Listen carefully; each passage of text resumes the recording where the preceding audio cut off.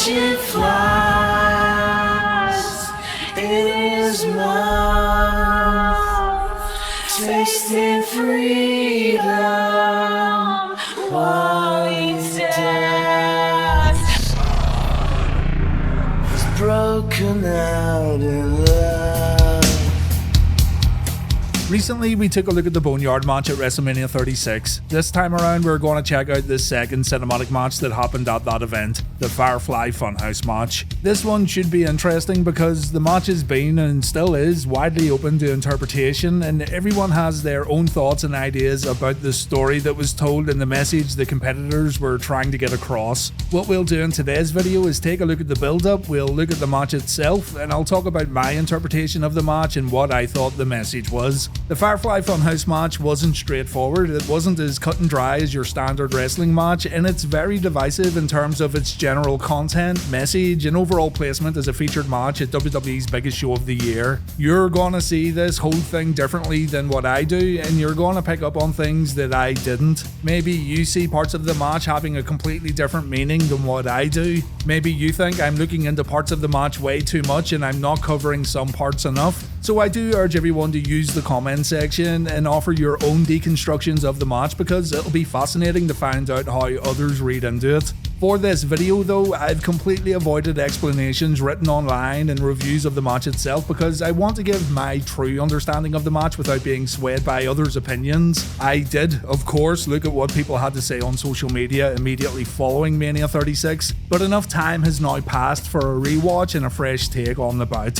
Finally, this match wasn't for everyone. There's people that liked it and people who didn't. It definitely pushes the boundaries of what a wrestling match could be, and it's a piece of WWE television that deviates away from what we're used to seeing. This video really isn't about if I think the match is good or not, it's about how I interpreted the match, although I will wrap it up with my overall thoughts at the very end of the video.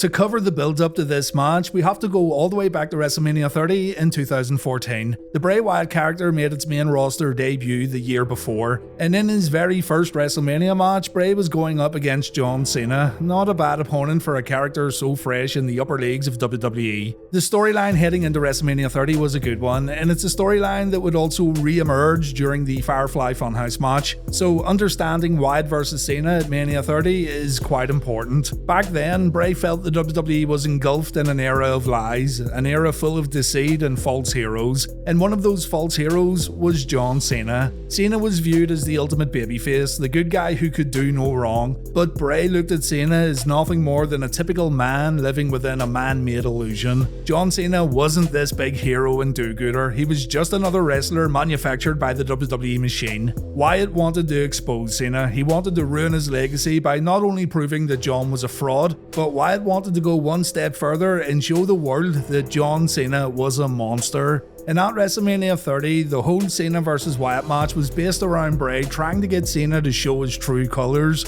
and break away from this manufactured illusion that he and the WWE had created. Bray begged Cena to use a steel chair during the match. Bray got down on the mat and invited Cena to hit him as hard as he could. In Bray's mind, this would prove that John Cena was indeed a fraud and a monster, but Cena wouldn't do it. At times you thought John was going to say F it and crack Bray across the head. He did wrestle like a heel every now and then in this matchup, but Cena stayed on the right path and he still defeated Wyatt without turning to the dark side. I thought this match was put together pretty well, and it would have been good for young John Cena fans who watched Mania 30. Us seasoned vets knew that the chances of John Cena turning heel were slim to none, with the best opportunities to do so having passed us by already. But the theatrics of this Mania 30 match and the story behind it, I thought were pretty good, all things considered. Keep in mind that Bray Wyatt was also very popular around this time, and many fans in attendance wanted Bray to win. The feud did continue on in 2014 following WrestleMania, and Bray was able to get the upper hand over Cena a few times, but a win at WrestleMania could have been really big for Bray Wyatt.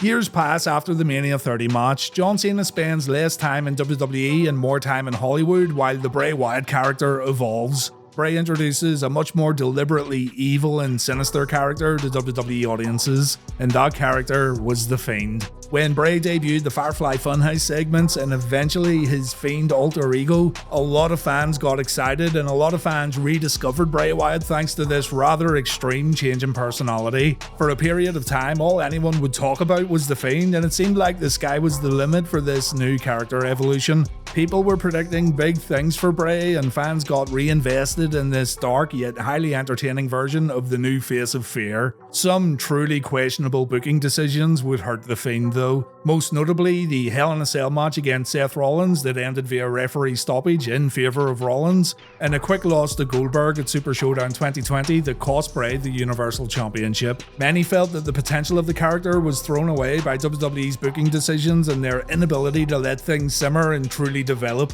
but all of this is important because it all gets brought up during the Firefly Funhouse match.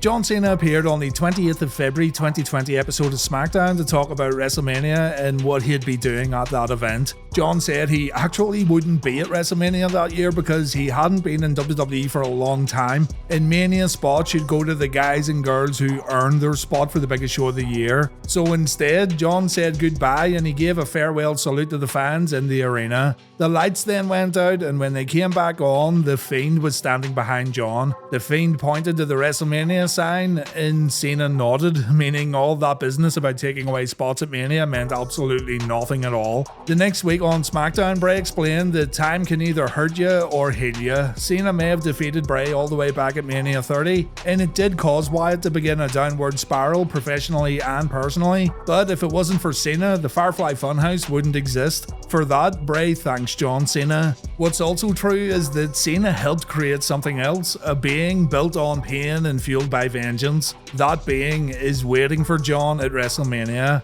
Life's a circle. No matter how bright it is on one side, the dark side always comes around again. At this point in time, the Cena vs Fiend match was going to be a one-on-one match held in Raymond James Stadium in Tampa, Florida. But days after this episode of SmackDown aired, the WWE found out that they were not allowed to have audiences in attendance due to COVID-19. This Cena vs Fiend match, along with the Undertaker vs AJ Styles, would get changed into cinematic matches. Matches recorded off-site and presented in a much different manner when compared to regular matchups. The AJ vs Undertaker match was a pretty straightforward fight, but with awesome special effects, dialogue, and movie-like production values. The Firefly Funhouse match, however, would be something completely different.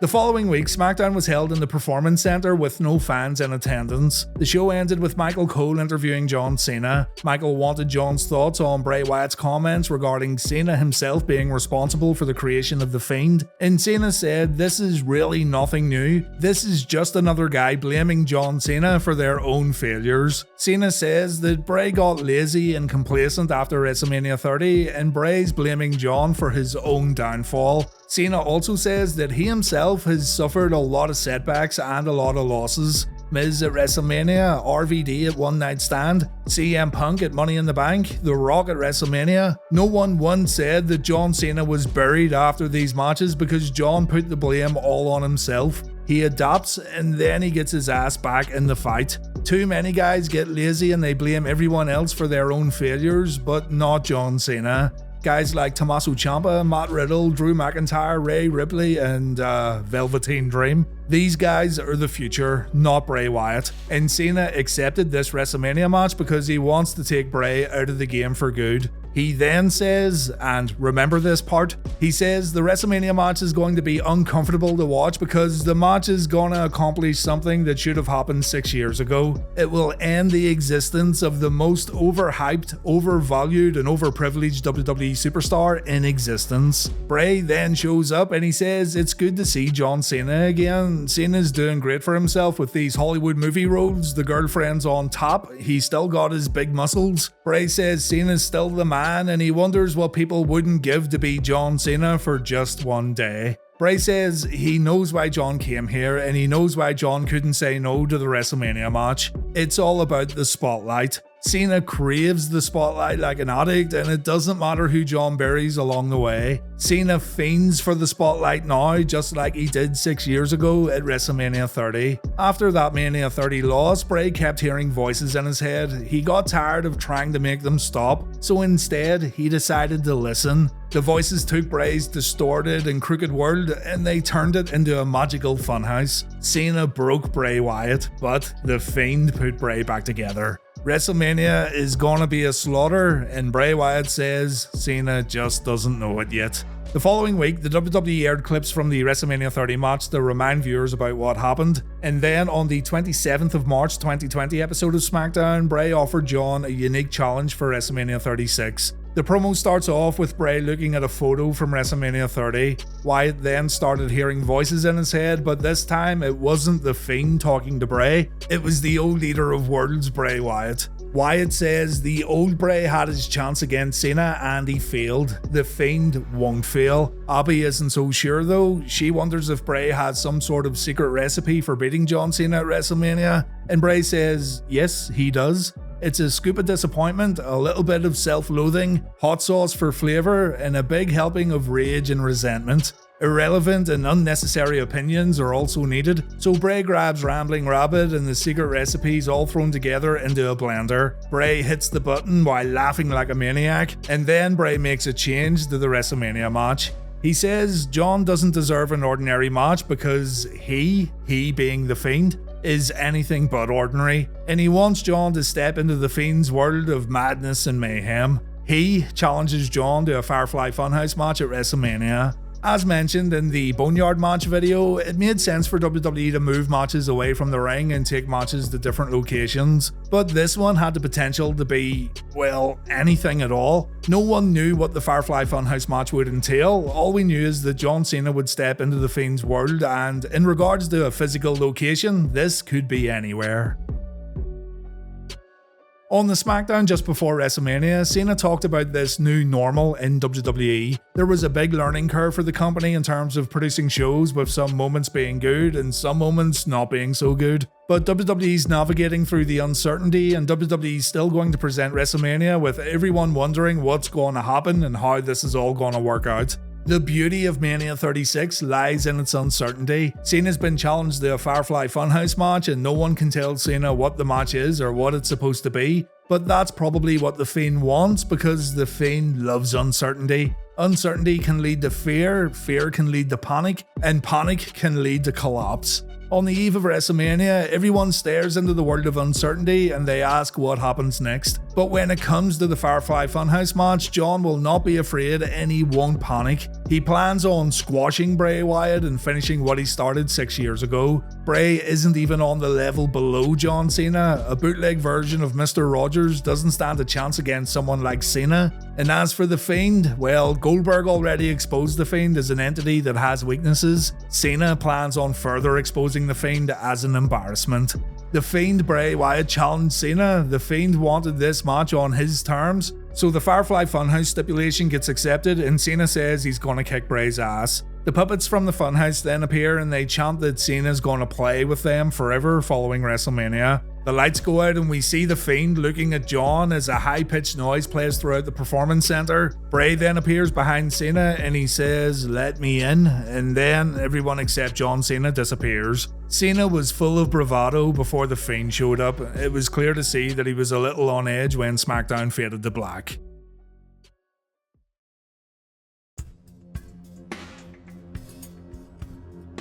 Right, let's look at the Firefly Funhouse match and I'll piece together what I think the competitors were trying to get across during each moment of the bizarre showdown at WrestleMania 36. This one took place on night 2 of WrestleMania, and it starts with John making his normal entrance at the Performance Center. Nothing at all unusual except for the fact that WrestleMania is being held in a small venue with no audience. Cena stops, he looks at the camera, and he goes to say, "Welcome to WrestleMania," but we cut over to this distorted footage of Vince McMahon welcoming fans to WrestleMania 3. We can also see Mean Gene doing the same thing as Vince's voice gets pitch shifted, and then we transition to the Firefly Funhouse where Bray explains exactly what's gonna happen. Bray says there's a world that exists beyond our comprehension, a world where our darkest urges are no longer kept secret, a world where gods, monsters, angels, and demons are neighbours. Bray asks a question: who are we really, and why do we do the things we do? Well, if Cena wants to step into the Firefly Funhouse, then Cena in the world will find out who John Cena really is.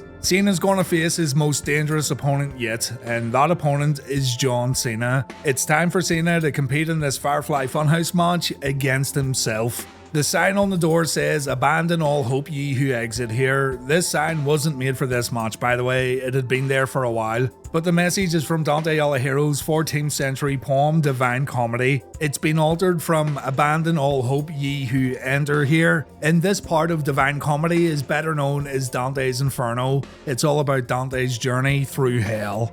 John Cena then appears, as does Rambling Rabbit. John's told that Bray went through the door and he's told to be careful. John walks through the door and he's taken to a place of pure darkness. As Cena wonders where he currently is, he gets an unexpected visitor. It's Vince McMahon in puppet form.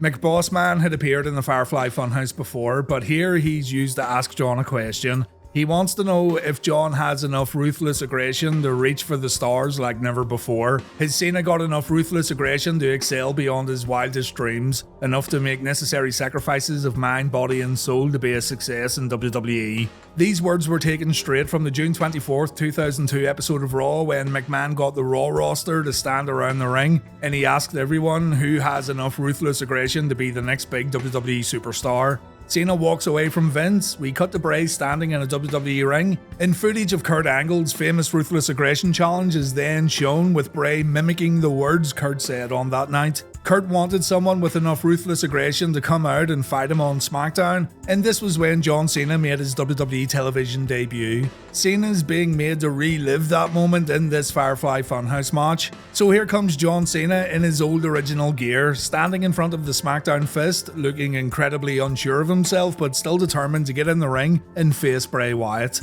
Wyatt says, "What makes you think you've got what it takes to hang with Bray Wyatt?" Cena says, "Ruthless aggression," the same way he did when he faced Kurt Angle. But when Cena swings for Bray, he misses. Wyatt says he's living Cena's biggest failure and it's pretty sad. Bray can see why John almost got fired as John keeps missing. And this part is pretty self-explanatory really. What Bray said was true. Cena was in danger of getting fired because he was so generic. We're seeing John swinging and missing over and over again. And if he kept missing like this, then his career would be over. Bray says, "You can look but you can't touch," a little reference to Cena's previous relationship with Nikki Bella. And Cena stops for a moment when Bray asks him, "Is this what you want to do with your life?" We see an image of a very young John Cena, just a kid holding a homemade WWF belt. And then we move on to the next part of the Firefly Funhouse match. Before we move on though, I don't think there's any other way to interpret what we just saw. Cena's debut character was supposed to show Vince McMahon that ruthless aggression the boss wanted to see. John Cena tried, but he missed the target big time. Bray wants to know if this is what John envisioned as a kid. Did John see himself coming out like this and failing so hard, almost to the point of getting fired? This question gets answered in the next part of the match, or at least that's what I think they were going for.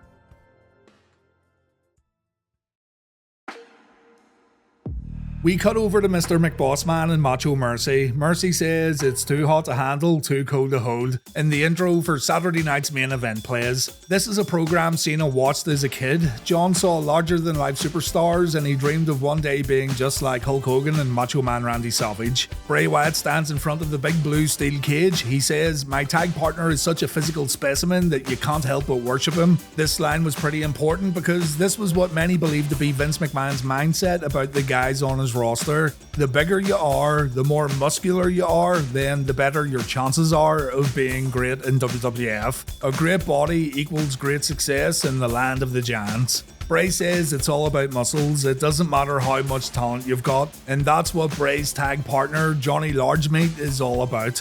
John comes out doing some dumbbell curls and he says when the rubber hits the road, the cream rises to the top. Fans are going to pay for their seats but only use the edges because the power of the people run through Johnny Large Meat's veins. Cena can't stop doing curls. He keeps going and going because, remember, muscles are more important than talent. Cena works out so much that he can't use his arms, and Mr. McBossman says, "Damn it, keep your hands up." This was something Vince said to his roster when they got involved in fistfights. In a real fight, you'd keep your hands up and not let your opponent punch you in the face over and over again. So while some may see this as a little Vince McMahon quip that added to the match, others could see it as McMahon telling his talent what to do. Not just about keeping your hands up, but also work out and forget about having any in-ring talent. Bray says, "What you gonna do when you realise that egomania has been running wild on you?" So, to recap so far, if this match is Cena fighting against himself, then we've seen 2 Cena downfalls already. 2 insecurities that John either had or still has.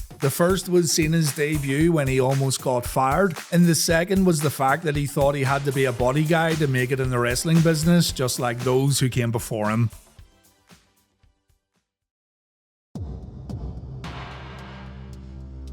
We then see Cena in his Thugonomics gimmick. Again, he looks a little unsure about himself. Remember, Bray said Cena was going to realise that egomania was running wild, and that's what we see when Cena gets in the ring to cut a promo. John can only speak in rhymes. He can't cut promos that are going to invoke any kind of emotion from fans because all he can do is rap. So he's going to make fun of his opponents and poke fun at their shortcomings in order to get a response. He makes fun of Bray's previous WWE run as Husky Harris and the issues Husky had getting his weight under control. He calls Bray Wyatt a slut for opportunity that blows every chance he gets. It's a very personal attack that Cena thinks is fine because, well, this Thugonomics thing has been quite successful, so it's best to verbally bully people to get reactions. But Cena doesn't realise that his words could actually hurt people. Bray reminds Cena that he shouldn't talk about opportunities and chances. Wyatt had to earn everything in his life, and still to this day, they are taking away from him. Think about the Hell in a Cell match where the Fiend's momentum was taken away. Think about Super Showdown when Goldberg was booked to take away the title.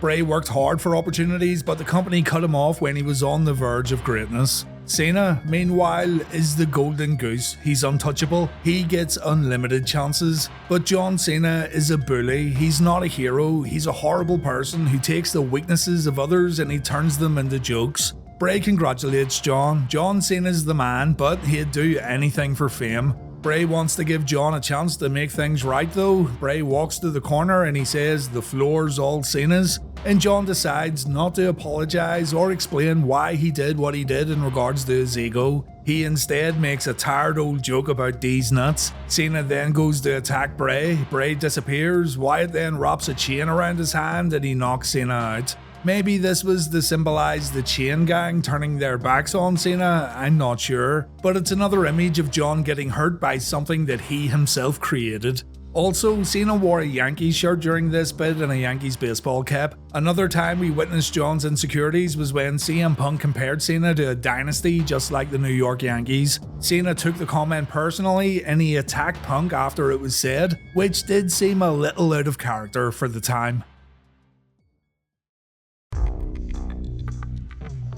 Bray's now reverted back to his old character, the leader of the Wyatt family who faced John 6 years ago at WrestleMania 30. Bray says he was the colour red in a world of black and white. He had the whole world in his hands going into WrestleMania that year, and Cena refused to listen to the fans even though he claims to be a man of the people. The crowd cheered for Bray, they sang for Bray. Bray should have been the one who won that match, but it ended up being Wyatt's grandest failure, and it's all thanks to John Cena. Bray wants to rewrite his own story, so we go back to the ring where Bray reenacts WrestleMania 30. Cena counters Sister Abigail, and Bray reminds Super Cena that an attitude adjustment isn't enough to put Bray away for good. A steel chair is though. Cena takes the chair, Bray gets on his knees. If Cena revealed he was a monster back at Mania 30, then there's a fair chance he could have turned heel, but that didn't happen. In the Firefly Funhouse match though, Cena gives in and he does actually swing the chair, but Bray disappears.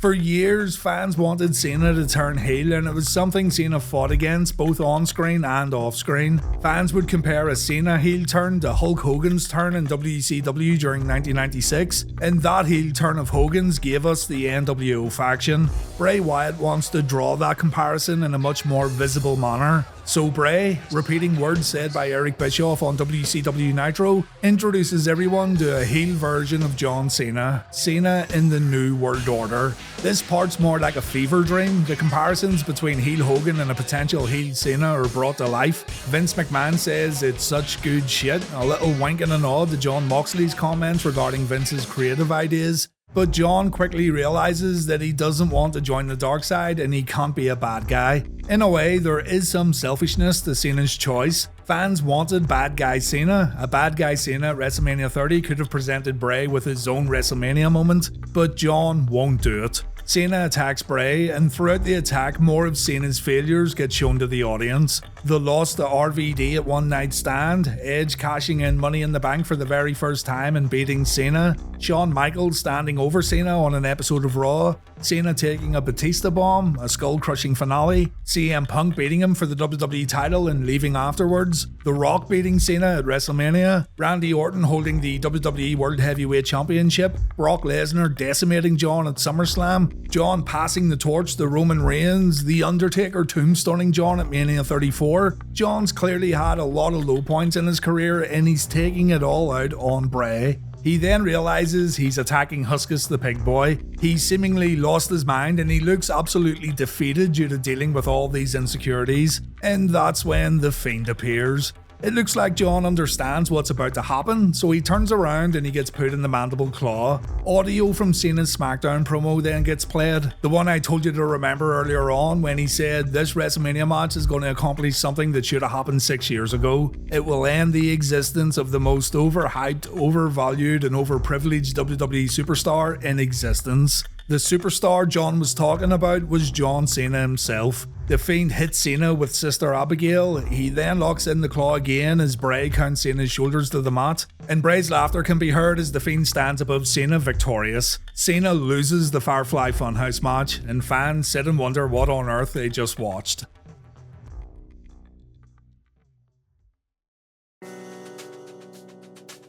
I think the story was straightforward in the Firefly Funhouse match, but the way it was presented was what left fans a little confused. It could have been a bit more coherent, such as playing the Saturday Night's Main Event bit before the Cena debut, but that's just a small thing. The whole point of it though, in my opinion, was to present this Firefly Funhouse match like a dream or a nightmare. If you're going to present a match featuring a guy fighting himself in some sort of psychological battle filled with memories and what ifs, then there really isn't a right or wrong way to present it. Some fans absolutely loved the match and WWE got praised for presenting something so different, and I too think it's good that WWE tried to do something so ambitious. But I'm going to be honest too, and I don't know if this will surprise you or not, but I didn't like the Firefly Funhouse match as much as others. Now, again, I did like the idea. I like that the company tried something out of the ordinary, and it's good that WWE deviated from the usual Performance Center matches at WrestleMania because God knows that show needed variety. I do like the idea of Cena facing all his failures and Bray being the one to bring it all out, but I don't know why people went so crazy for it, and to me it's like an extended promo. It's not something I could really rank when talking about great WrestleMania matches or great Cena or Bray Wyatt matches. It's its own thing that probably shouldn't get compared to anything else, but it's just not for me really. I do, however, appreciate the effort they went through with the story, and during this unprecedented time in WWE, you gotta give them credit for trying to entertain in a new way. You gotta wonder though if Bray dominating Cena in a more traditional match could have been more effective for Wyatt's career, but you also best believe that Bray would have never dominated Cena in this manner in any other location other than the Firefly Funhouse. So that's both cinematic matches from WrestleMania 36 covered, and needless to say, at this point, the Boneyard match was the best of the two, in my opinion. Still, I want to hear your thoughts on the Firefly Funhouse match. Maybe I've interpreted aspects of the match wrong, maybe you see it in a different light, maybe you agree, I don't know. But leave your comments below. I always read over them to see what others thought about topics covered in these videos, and sharing thoughts and ideas is what it's all about, especially with topics like this. WrestleMania 36 96 was a pretty historic event for the worst reasons possible, and it'll live on forever as one of the most intriguing and fascinating manias of all time. One day in the future I'll cover it all, but for now I've been reminded about lockdown a little too much, so go out and have some fun. Just remember though, if he ever comes knocking, don't let him in. Thanks for watching guys, and take care. Catching flies in his mouth, tasting freedom.